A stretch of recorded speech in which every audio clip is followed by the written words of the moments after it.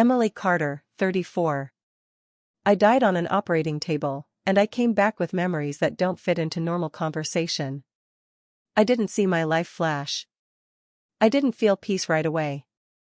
What I remember first is the certainty that something had gone wrong and that I was already past the point where panic mattered. I had signed the consent forms that morning without really reading them.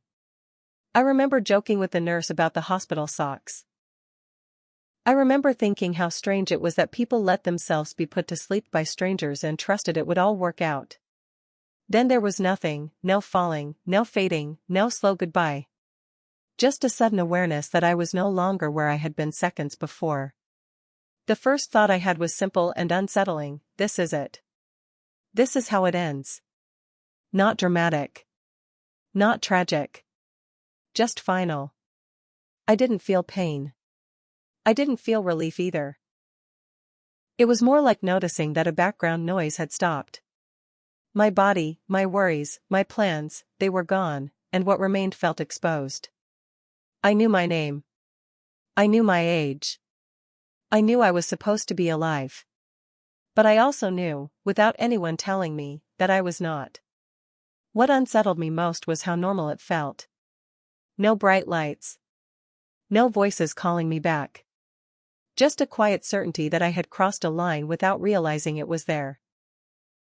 I remember thinking of unfinished emails, a half-packed suitcase at home, a plant I hadn't watered. Ordinary things that suddenly felt embarrassing to care about. There was no fear yet. Fear came later. At that moment, there was only clarity and a strange sense of being seen, even though no one was around. It felt like standing in an empty room after everyone has left, knowing someone will ask later what you did while you were alone. I didn't know where I was. I didn't know how long I'd been there.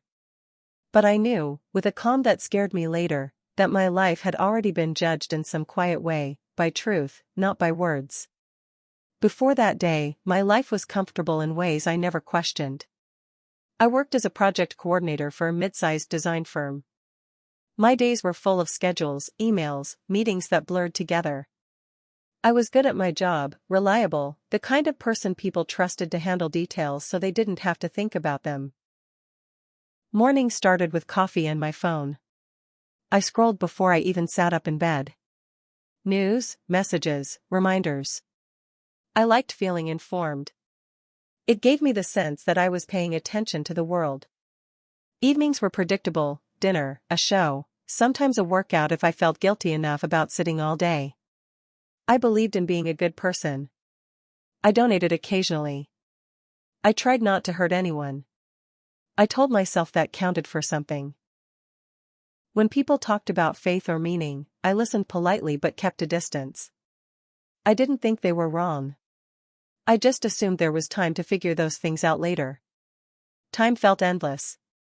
34 didn't seem old. Surgery felt routine. The doctors were confident. I had Googled the risks, but only enough to reassure myself. I told my sister not to worry. I told my boss I'd be back in a week. I lived as if life was a long hallway with doors I could open whenever I felt ready. If something felt uncomfortable, deep questions, hard truths, I walked past it. There would be another chance. There always was. I didn't think of heaven or death in concrete terms. They were abstract ideas, like distant cities I might visit someday. I assumed that if there was something after this life, it would be fair, maybe even forgiving by default. I never questioned that assumption. It felt safe, and safety was important to me. Looking back, my life wasn't reckless. It was careful. And that was part of the problem. The surgery itself began quietly. Bright lights overhead. A calm voice explaining the anesthesia. I remember counting backward, reaching 7, maybe 6. Then nothing.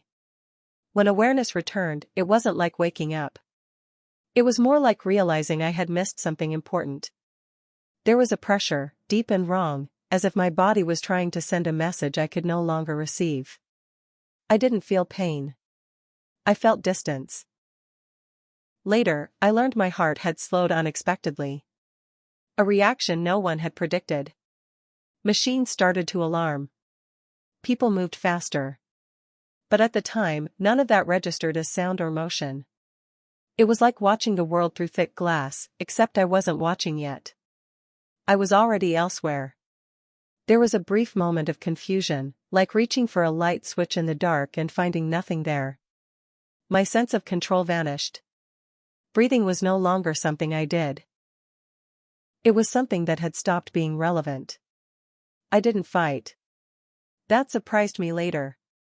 I had always imagined death would involve resistance, fear, a desperate grasping for air or memory. Instead, there was a clean break. One moment I was part of my body. The next, I was aware of it failing without feeling attached to it. I understood, with unsettling clarity, that my body was in trouble and that it might not recover. There was no denial. No bargaining. Just recognition. The last physical sensation I remember was weight, heavy and then suddenly absent. As if gravity had let go of me without asking. After that, the operating room, the doctors, the urgency, all of it faded into irrelevance. What replaced it was not peace. Not yet. It was awareness stripped of context. And somewhere in that awareness was the beginning of a realization that everything I believed about what came next was incomplete. That realization didn't frighten me right away. It simply waited. Next, I became aware of my body again, but not from inside it. I was above it, slightly to the side, at a distance that felt deliberate. The operating room was exactly as it should have been, bright, sterile, efficient. People moved with purpose. Hands pressed on my chest. Someone called out numbers.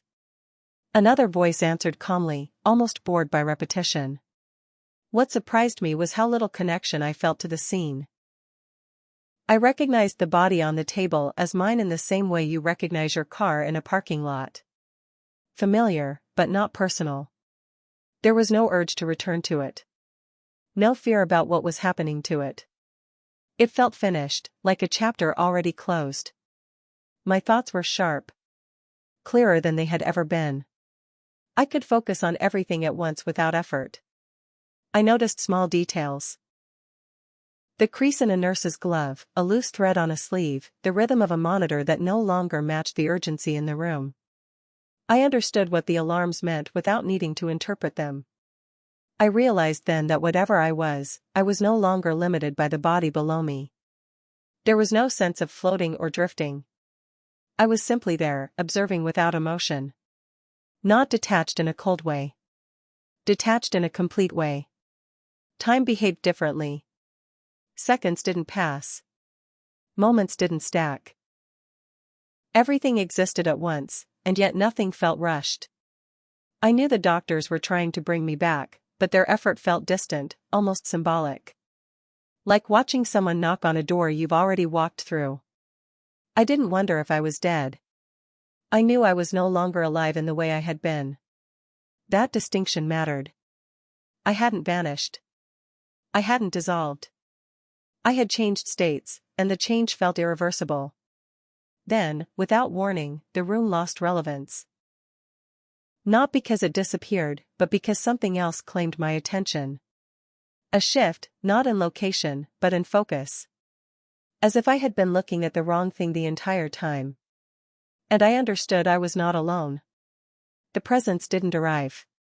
It was simply there, the way gravity is there before you notice it. I didn't see a figure at first. I felt awareness directed toward me, complete, calm, and unforced. It didn't demand attention. It held it. There was no fear in me. That came as a surprise. I should have been terrified. Instead, I felt exposed in a way that went beyond embarrassment. Nothing about me was hidden. Not my actions. Not my intentions. Not the quiet choices I had never spoken out loud. I knew who the presence was without being told. Not because of how it looked, because I still wasn't seeing clearly, but because recognition settled into me like a memory I had forgotten I carried. There was authority there, but not dominance. Certainty, without pressure. When I finally perceived him clearly, it wasn't dramatic. No light pouring from everywhere. No overwhelming force. Just clarity shaped like a person. His presence felt stable in a way nothing else ever had. Not comforting. Not harsh. Just true. He didn't speak right away. And somehow, that silence said more than words. I felt measured, not weighed against rules, but against reality. Against what was actually inside me. I realized then that nothing I believed about him mattered. What mattered was what I had built my life on while pretending I had time to think about him later. When he did communicate, it wasn't through sound. It was understanding. Direct and unavoidable. Not information, recognition. I saw myself as I really was, without excuses or justifications. Not condemned. Not affirmed. Just revealed. And that was when the discomfort began. I had always assumed that being good enough was enough. That intention counted as action. That awareness alone carried weight. Those assumptions unraveled quietly, without accusation. I wasn't shown a list of mistakes. I was shown patterns. Repeated choices that leaned toward comfort instead of truth. Moments where I felt a pull to stop, to question, to respond, and chose distraction instead. It wasn't about breaking rules. It was about avoidance. I saw how often I treated life as something to manage rather than something to respond to. How I used busyness to avoid stillness. How I assumed that understanding would come later, when things slowed down, when I felt ready. The lie I had believed was subtle, that sincerity without commitment was enough. That belief created a soft, convincing safety. It let me feel secure without being transformed. I wasn't told this. I saw it. Each moment stacked quietly on the next, forming a structure I had trusted without examining its foundation. It looked solid from the outside. From here, it was thin. There was no anger in what I was shown. That made it worse. Anger would have been easier to dismiss. This was clarity without emotion, and it left nowhere to hide.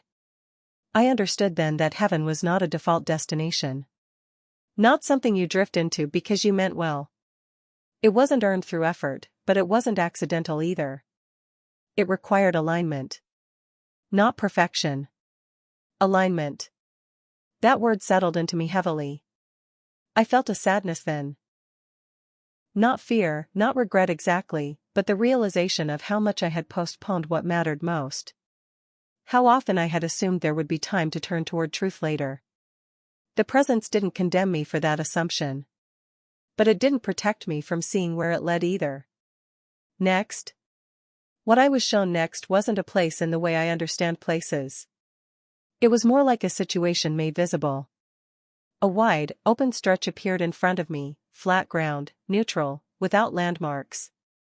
No sky. No walls. Just space that felt intentional.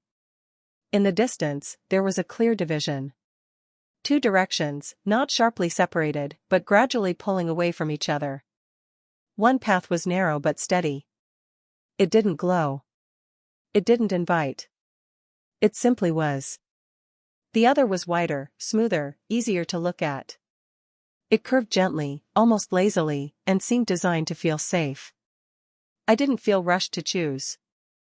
That was the unsettling part. There was no countdown. No warning sound.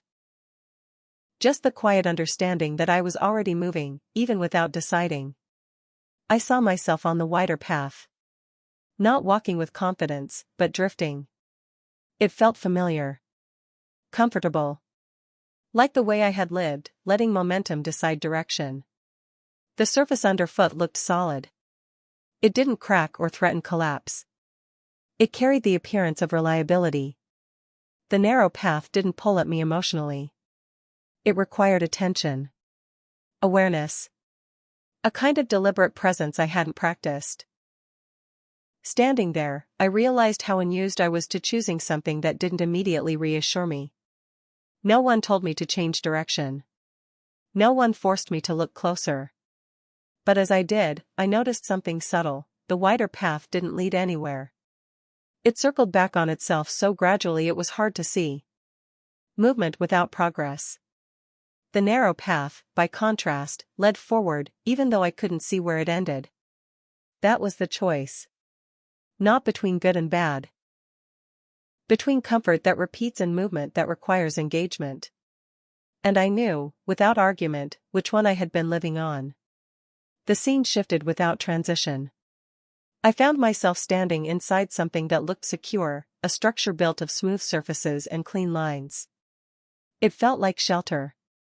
Walls that held. A ceiling that promised protection. At first, I felt relieved. This was the kind of place I trusted. Stable. Predictable. The kind of environment I had spent my life building. Routines, systems, safeguards. It mirrored the life I had created for myself. Then pressure began. Not sudden. Not violent. Just a slow, increasing weight. The walls didn't crack. The ceiling didn't fall. Instead, the structure began to compress inward, millimeter by millimeter. I waited for it to stop. It didn't. What shocked me was how long it took before I reacted. I had trusted the structure so completely that I assumed it would adjust. That it was designed to handle stress. By the time discomfort registered, escape felt complicated. I understood then, the safety was conditional. It worked as long as nothing challenged it. The presence was still there, not interfering, not explaining. Just allowing me to see the consequence of misplaced trust. I wasn't trapped by force. I was contained by assumption. When the structure finally failed, it wasn't dramatic. It didn't explode. It simply couldn't hold what it was never built to support. And I felt the quiet loss of something I had mistaken for security. The final vision was simpler. Two objects sat side by side. One looked polished, finished, impressive. The other was plain, almost unimpressive. Pressure was applied again, slowly, steadily. The polished object held its shape at first, then fractured cleanly.